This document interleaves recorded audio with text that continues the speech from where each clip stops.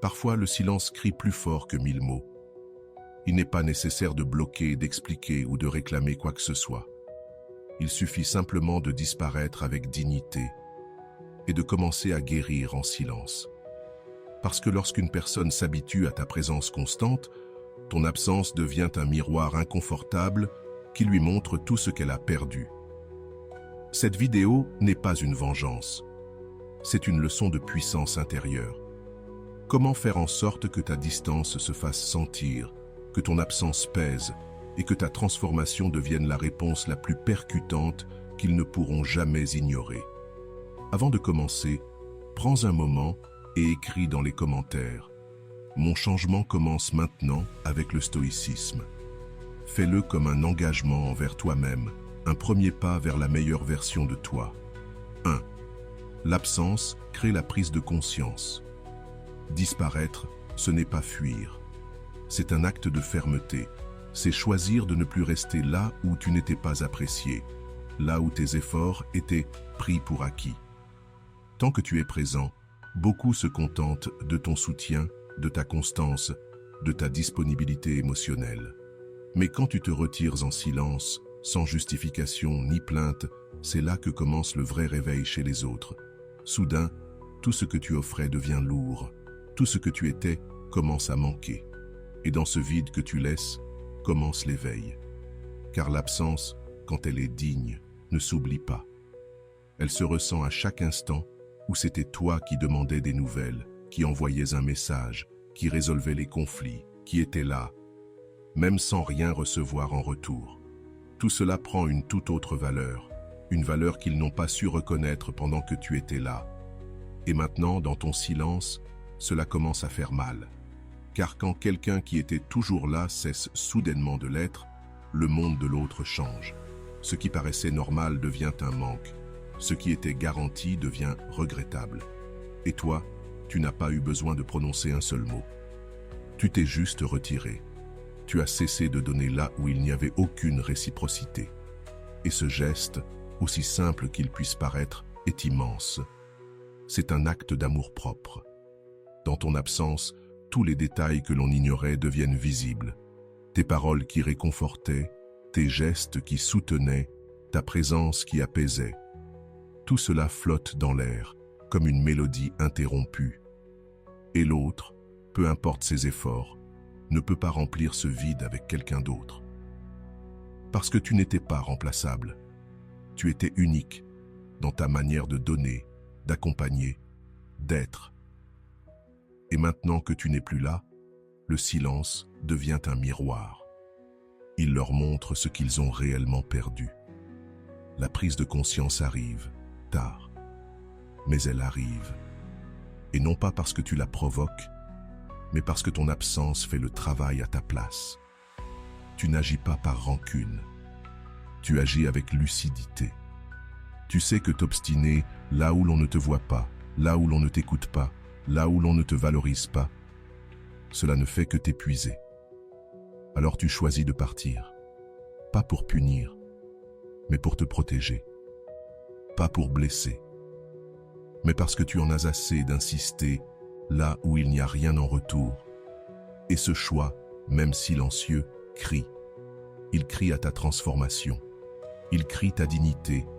Il crie que tu as grandi, au point de ne plus mendier une place dans des vies qui ne t'ont pas su t'accueillir.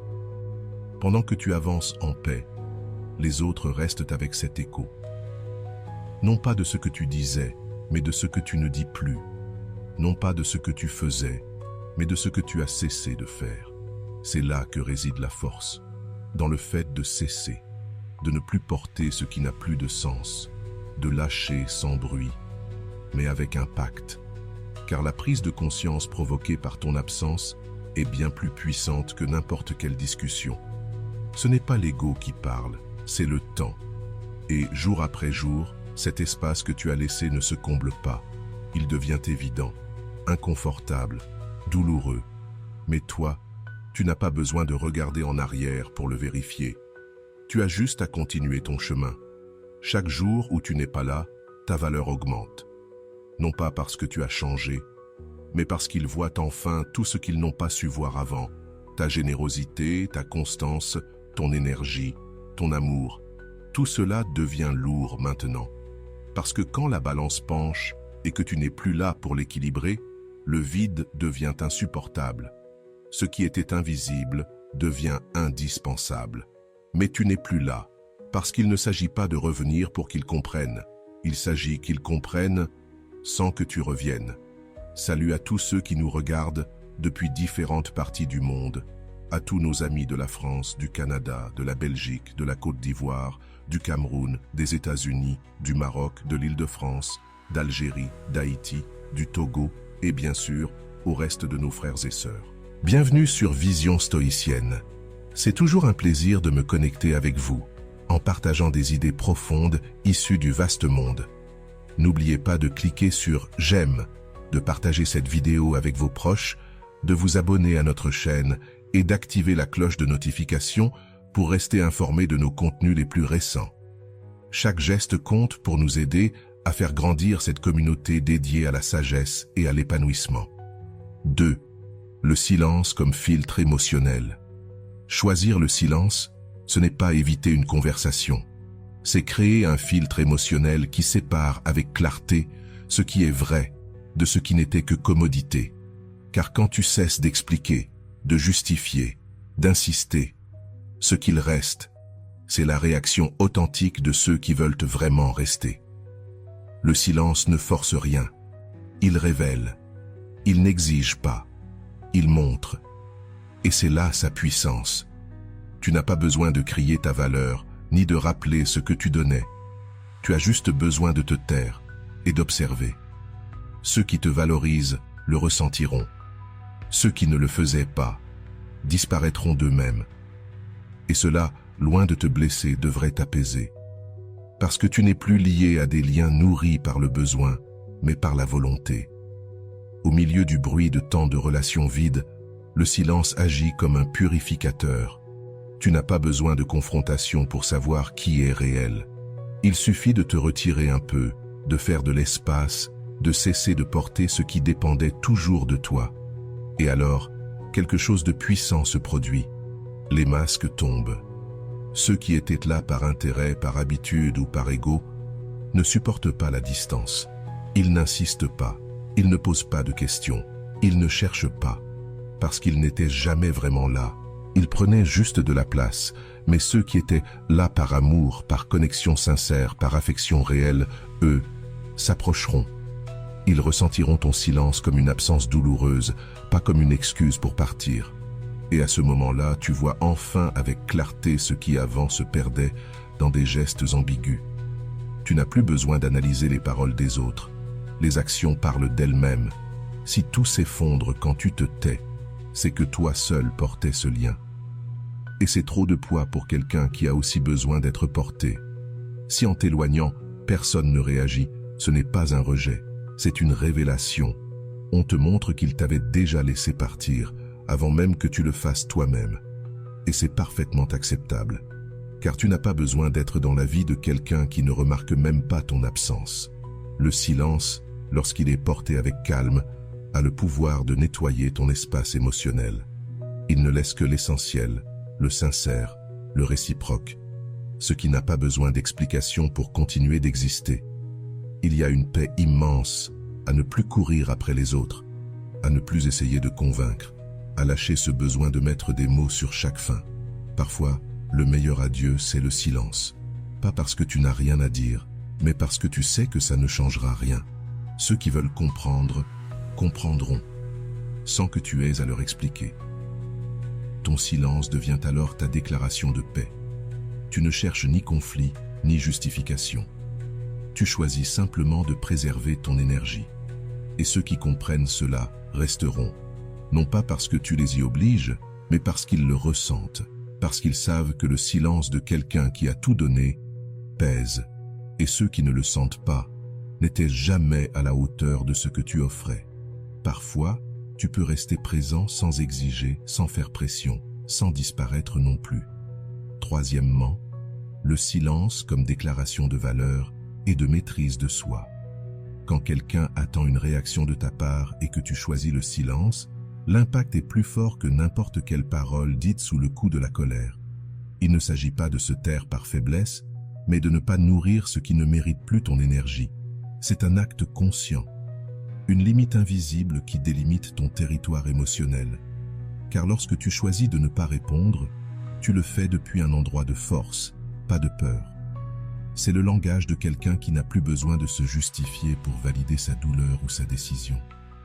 Un silence bien porté n'est jamais un vide. C'est une autre forme de présence. C'est la façon dont ta dignité prend forme et occupe l'espace sans jamais l'envahir. Ce silence, c'est une pause qui en dit plus que 1000 explications. Car lorsque tu ne justifies pas ton départ, tu rends évident que ce n'est pas un coup de tête, mais un choix mûrement réfléchi. La personne qui t'a blessé ne le comprendra peut-être pas tout de suite. Elle pourrait interpréter ton silence comme de l'indifférence ou de la froideur. Mais avec le temps, l'écho que tu laisses derrière toi commence à résonner. Ce silence devient une question persistante. Pourquoi ne dit-il ou elle plus rien? Pourquoi ne me cherche-t-il ou elle plus? Pourquoi ne réclame-t-il ou elle plus rien? La réponse n'est pas en toi, mais dans ce que l'autre n'a pas su préserver. Ton silence devient un miroir inconfortable qui lui renvoie son manque d'attention, son manque de vision, son erreur.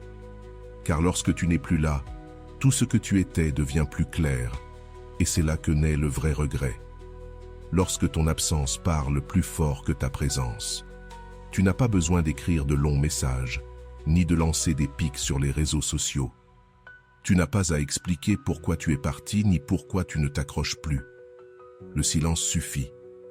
Parce que celui qui avait accès à ton temps, à ton attention, à ton dévouement, sait très bien ce qu'il a perdu. Peut-être qu'il ne le dira pas. Peut-être qu'il ne l'admettra jamais.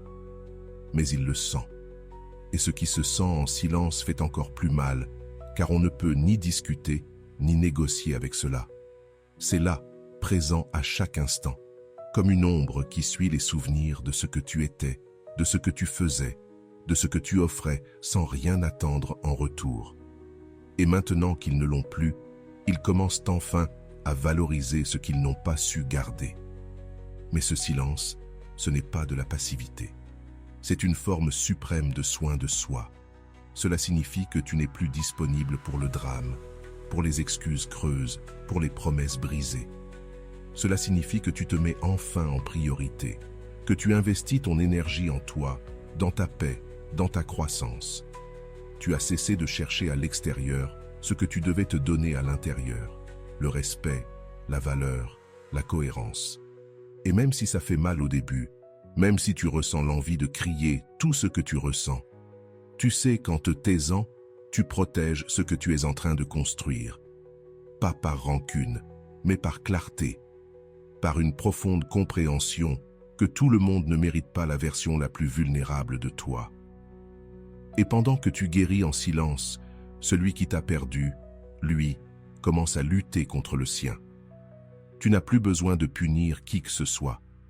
Le simple fait d'avoir disparu avec dignité produit déjà un effet. Parfois, la vie ne demande pas plus de justice que le poids d'une décision qui ne peut plus être défaite. Et c'est là que ton silence devient une leçon. Tu ne cherchais pas la vengeance, mais tu as trouvé la justice. Tu ne cherchais pas la douleur, mais tu as semé la conscience. Voilà la puissance silencieuse de quelqu'un qui a appris à choisir sa paix au lieu de n'importe quel lien qui la met en danger. Quand tu comprends cela, tout change. Tu ne te laisses plus emporter par l'impulsion. Tu n'as plus besoin de prouver quoi que ce soit. Tu apprends à lâcher prise depuis un lieu de pouvoir et non de besoin. Et cela te rend différent. Car dans un monde où tout le monde crie pour avoir raison, tu choisis de te taire pour avoir la paix. Pas parce que tu n'as rien à dire, mais parce que ça ne vaut plus la peine d'être dit. Et ça, c'est la liberté. C'est l'amour de soi. C'est une déclaration silencieuse que ta valeur n'est plus en jeu. Elle est intacte, solide, soutenue par toi. Et à partir de là, tout ce qui entre dans ta vie devra être à la hauteur de ce silence, qui a déjà tout dit. Quatrièmement, ne te compare pas à ceux qui t'ont remplacé. Se comparer à celui ou celle qui t'a remplacé est l'un des pièges les plus cruels que tu puisses te tendre. C'est une blessure que tu ouvres toi-même à chaque fois que tu regardes là-bas, vers ce qui n'est plus sous ton contrôle, vers ce qui a été choisi à ta place. Et pourtant, tu le fais en silence. Tu fouilles ses réseaux, tu analyses ses gestes, sa manière de s'habiller, ses mots. Tu cherches un signe qu'il ou elle ne t'a pas vraiment oublié, que tu es irremplaçable. Mais dans ce jeu, il n'y a pas de gagnant. Il n'y a que plus de vide, plus de colère, plus de confusion. Car au fond, il ne s'agit pas de savoir si tu es meilleur ou pire que cette nouvelle personne. Il s'agit de comprendre que tu n'es pas né pour être comparé. Tu es né pour être vrai. Et ce qui est vrai ne se compare pas à ce qui est superficiel. Ce que tu as offert ne se répète pas, car c'était authentique. Peut-être imparfait, mais sincère. Tu as donné depuis l'âme. Tu as été présent dans les moments difficiles. Tu as écouté quand personne d'autre ne restait. Et cela ne peut être mesuré par ce que l'autre choisit après toi. Ils peuvent avoir de nouveaux sourires, des photos parfaites, des instants qui semblent idylliques. Mais toi, tu sais ce que tu as donné. Tu sais d'où venait ton amour. Tu sais que tu n'as pas menti, que tu étais toi-même, sans masque. Et même si cela n'a pas suffi pour qu'il reste, cela ne rend pas ton amour moins précieux. Parce que ta valeur ne dépend pas de qui t'a choisi, mais de la façon dont tu as aimé, sans jamais cesser d'être toi. Se comparer te tire vers le bas. Cela t'oblige à chercher une validation là où il n'y a que du vide. Car si quelqu'un peut te remplacer sans même se retourner, le problème n'est pas toi. C'est sa capacité à se connecter. Changer de visage, ce n'est pas guérir. Oublier vite, ce n'est pas évoluer. C'est s'anesthésier, se distraire. Combler un vide avec ce qui fait taire, un temps, le vacarme intérieur. Mais tôt ou tard, le silence revient. Et avec lui, la comparaison. Mais cette fois, de l'autre côté. Peut-être t'a-t-on remplacé par quelque chose de plus brillant, de plus joli, de plus facile. Mais ce que tu étais, ça se ressent avec le temps. Et ça ne se remplace pas. Ne tombe pas dans le piège de vouloir prouver que tu étais mieux. Car dans cette quête, tu risques de perdre ton essence. Tu pourrais te transformer en quelqu'un qui agit depuis la blessure et non depuis l'intégrité. Et là, tu perds ton pouvoir. Ne deviens pas l'écho de ce que l'autre veut voir. Tu n'es pas ici pour gagner une compétition invisible. Tu es ici pour te guérir, te reconstruire et avancer la tête haute. En sachant que tu n'as pas besoin de faire du bruit pour prouver ta valeur. Parce que ce qui est authentique n'a pas besoin de crier. Ça se voit, ça se ressent, ça reste. Même quand tout le reste s'en va.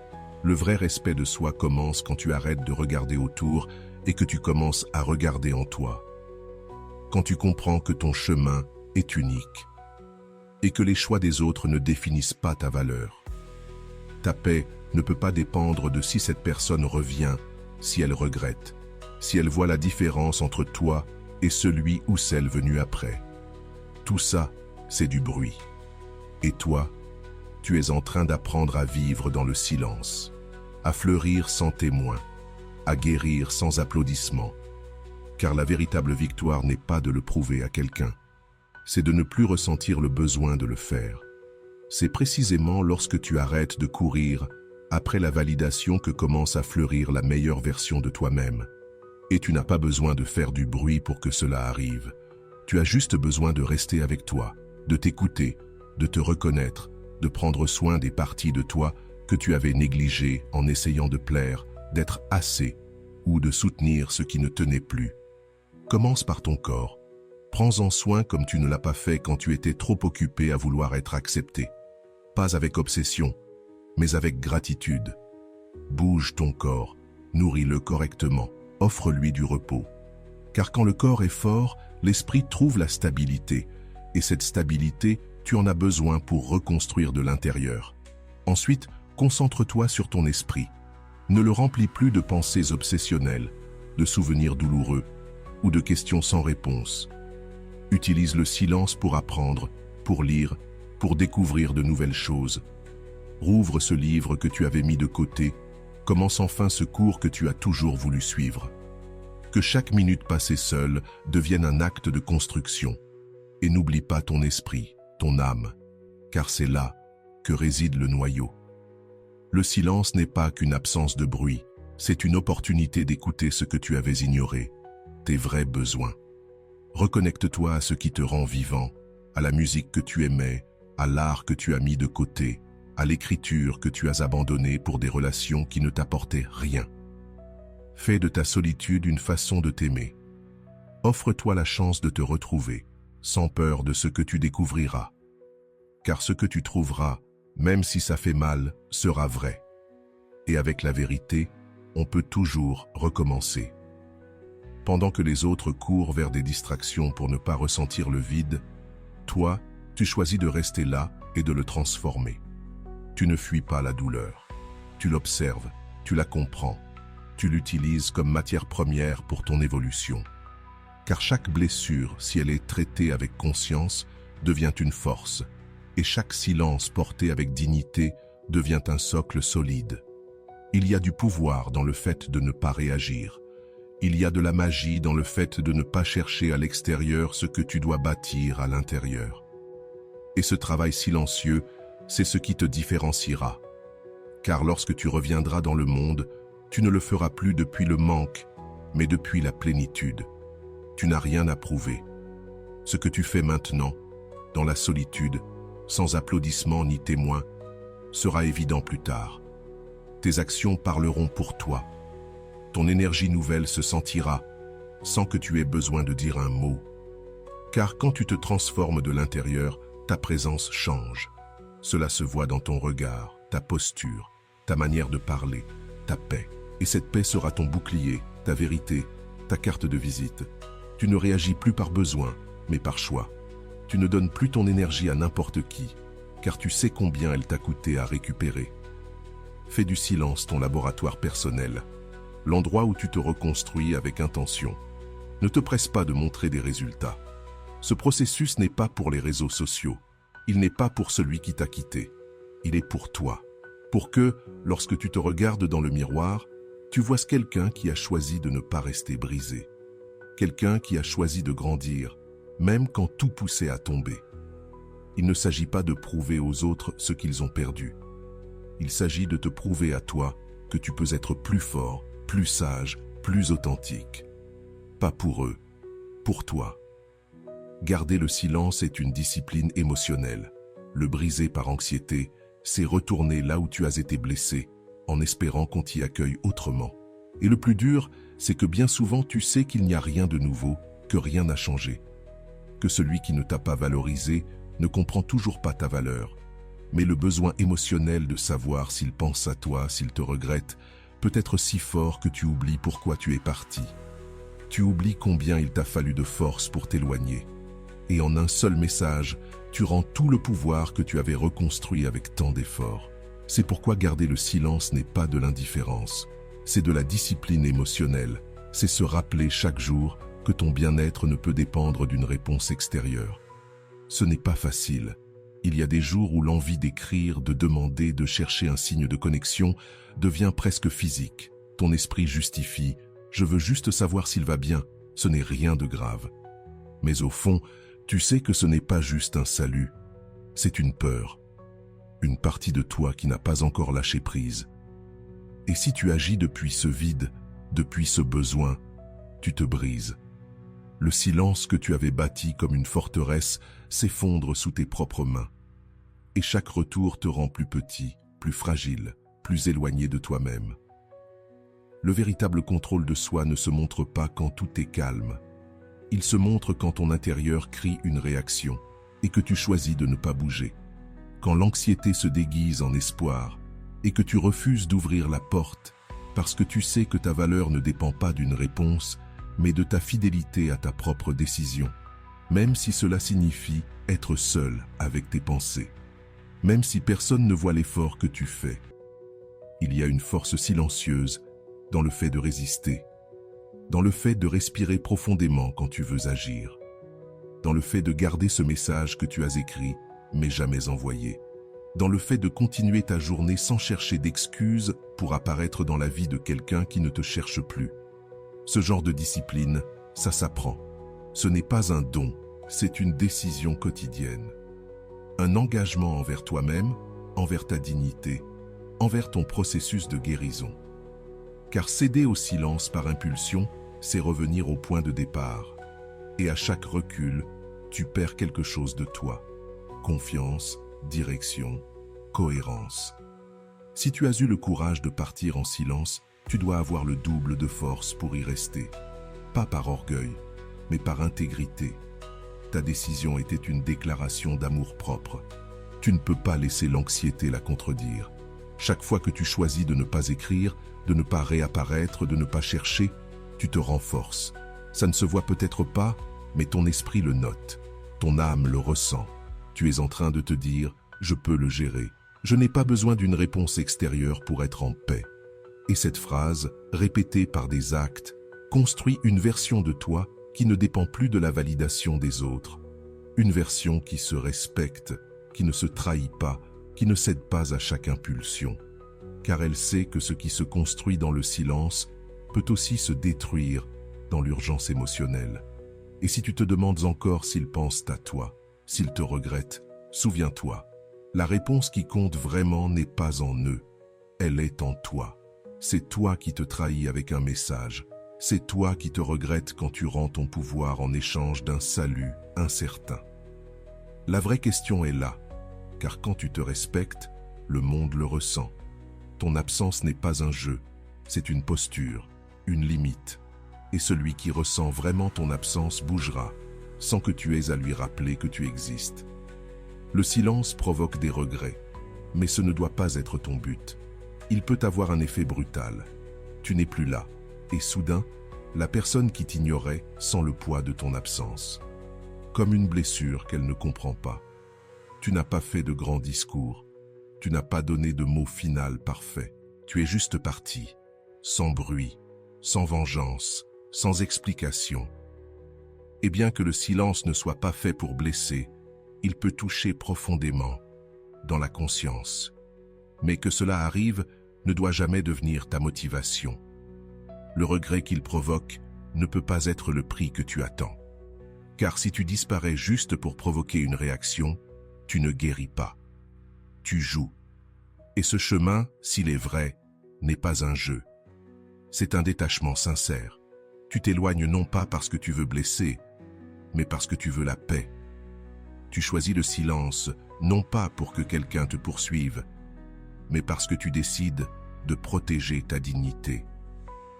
Si un jour, cette personne ouvre enfin les yeux et comprend ce que tu étais, ce que tu offrais, ce que tu représentais, très bien. Mais ce n'est ni ta responsabilité, ni ton objectif, ni la raison pour laquelle tu as pris tes distances. Parce que si tu construis ton silence, dans l'espoir qu'un jour cette personne revienne, alors ce n'est pas un silence de pouvoir, c'est un piège. Et dans ce piège, celui qui s'en mêle en premier, c'est toi.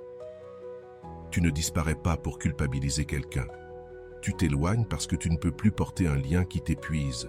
Tu pars parce que tu as besoin de te retrouver, de respirer sans anxiété, de vivre sans dépendre de l'attention de l'autre. Et si, dans ce processus, l'autre se repent, que ce soit par prise de conscience, pas par solitude. Car quand quelqu'un revient à cause de la culpabilité, il le fait par manque, pas par amour.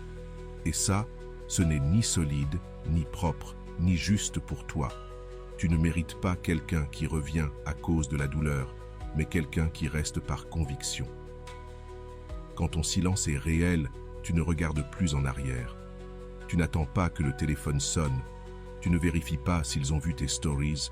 Tu n'envoies pas de signaux pour voir s'ils réagissent. Tu es centré sur toi, sur ta reconstruction, sur la guérison de ce que cette relation a brisé. Car même si l'autre se repent, cela n'efface pas ce que tu as vécu, les nuits d'attente, les doutes qui t'ont rongé, les fois où tu t'es senti invisible.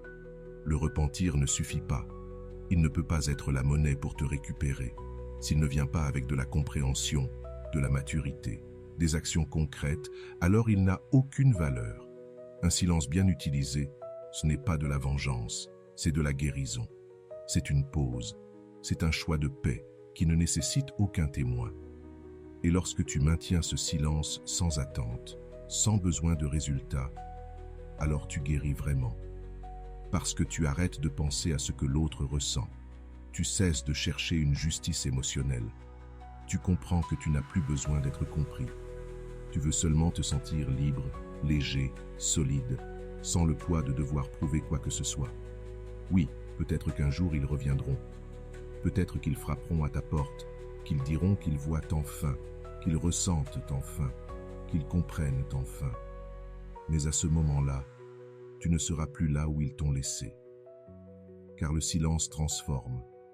Pas seulement celui qui l'entend, mais surtout celui qui le soutient. Et si tu l'as fait avec intégrité, constance et amour-propre, alors il y a de fortes chances que tu ne sois plus la même personne qu'ils espéraient te retrouver. S'ils reviennent, c'est le vide qui les a confrontés.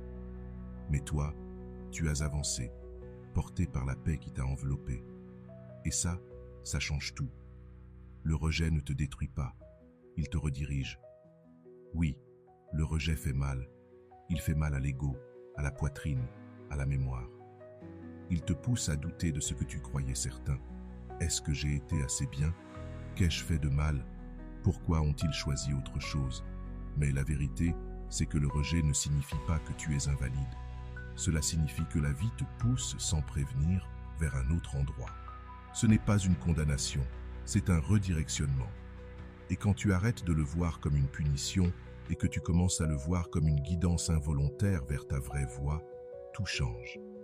L'erreur la plus fréquente après un rejet, c'est de le transformer en identité. Penser que parce qu'on ne t'a pas choisi, tu ne vaux rien. Mais le rejet ne parle pas de toi. Il parle d'une connexion, d'un contexte, d'un point de vue. Et souvent, ce que tu crois être une porte qui se ferme est en réalité une libération que tu n'aurais pas osé te donner. Quelque chose s'est terminé parce que tu n'allais pas le terminer toi-même, même en sachant que ce n'était pas pour toi. Alors, au lieu de perdre, tu es sauvé d'un endroit où tu ne pouvais pas grandir. Les stoïciens l'ont très bien compris. Ce n'est pas ce qui t'arrive, c'est ce que tu fais avec. Il ne s'agit pas de pleurer devant les portes closes, mais de regarder autour de toi et de te demander « Quels chemins se sont ouverts maintenant que je ne suis plus attaché ? Quelles opportunités étaient là, invisibles, car je m'acharnais à retenir ce qui voulait partir. Car oui, quand quelqu'un te rejette, quelque chose part. Mais quelque chose de plus précieux arrive, la clarté. Et avec cette clarté, tu peux construire une nouvelle vie, une version de toi-même que tu n'imaginais pas, trop occupé à devenir ce que l'autre attendait. Arrête de penser à ce que tu aurais pu faire différemment. Ce qui est passé ne peut pas être changé. Ce qui vient, par contre, peut être façonné. C'est là que réside ton pouvoir. Non pas dans le retour en arrière pour corriger, mais dans le regard tourné vers l'avant, la leçon en poche et la tête haute. Chaque fois que la vie te dit « non ici », elle est en train de te murmurer « oui là-bas ».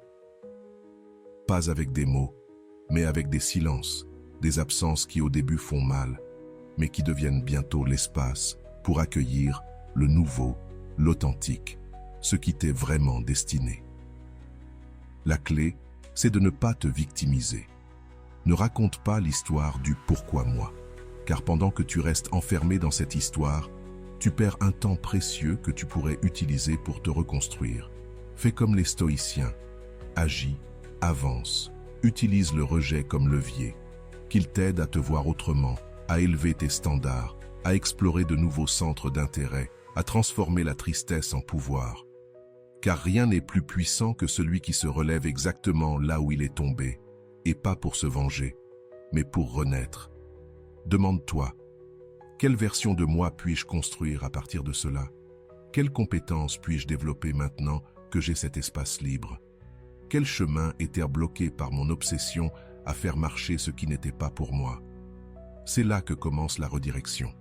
Quand tu comprends que le rejet t'a sorti d'un chemin qui t'aurait épuisé pour te mettre sur une voie incertaine peut-être, mais qui correspond davantage à qui tu es.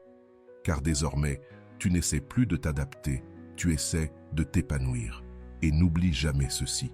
Ce que tu as perdu ne définit pas ta valeur, mais la façon dont tu réagis à cette perte, oui. Et si tu choisis de réagir avec dignité, intention et action, alors tu ne fais pas que te renforcer. Tu te transformes. Tu deviens plus conscient, plus sage, plus libre, car tu n'es plus attaché à ce que les choses se passent comme tu l'espérais. Tu es ouvert à ce qu'elles se passent comme elles doivent se passer. Et ça, ce n'est pas de la résignation. C'est de l'intelligence émotionnelle. C'est comprendre que la vie ne te brise pas, elle te façonne. Chaque rejet est une sculpture de plus dans l'œuvre de ta croissance. Enfin, souviens-toi, le silence est ton pont vers la paix. Il y a des moments où tout en toi veut parler, clarifier, se défendre, justifier ce que tu as ressenti, donné, perdu. Mais tu n'as pas toujours besoin de réponse. Tout ne se termine pas avec un « je comprends » ou un « tu avais raison ». Parfois, le plus sage, c'est de se taire. Non par orgueil, mais par respect pour toi-même. Car tu comprends que vouloir à tout prix être compris, c'est dépenser une énergie précieuse que tu pourrais utiliser pour guérir. Et c'est là, dans cette pause où tu décides de ne rien dire, que commence ta transformation. Le silence n'est pas une faiblesse. C'est un choix conscient de ne plus t'impliquer dans ce qui ne construit plus ta paix. La paix ne se trouve pas dans une explication parfaite, ni dans une conversation qui n'a jamais eu lieu, ni dans le besoin d'avoir le dernier mot. Elle est dans le lâcher-prise, dans la conscience que toutes les batailles ne sont pas les tiennes, que certaines discussions te coûtent plus qu'elles ne t'apportent, que parfois, parler ne fait qu'ajouter du bruit. La vraie maîtrise de soi ne se mesure pas à celui qui gagne un débat, mais à celui qui choisit de ne pas y entrer. Parce que lorsque tu choisis le silence avec lucidité, tu dis au monde « Je préfère mon équilibre à une raison imposée ». Et ce choix te rend libre. Parfois, la force se tient debout, seule, en silence, avec des faits, avec calme, avec présence. Parce que ce qui est réel ne se crie pas, ça se ressent. Et ce qui est sage ne cherche pas à s'imposer, ça se manifeste avec sérénité. Renoncer à l'idée de devoir expliquer ton point de vue, ce n'est pas abandonner. C'est comprendre que la compréhension ne se force pas, elle se donne.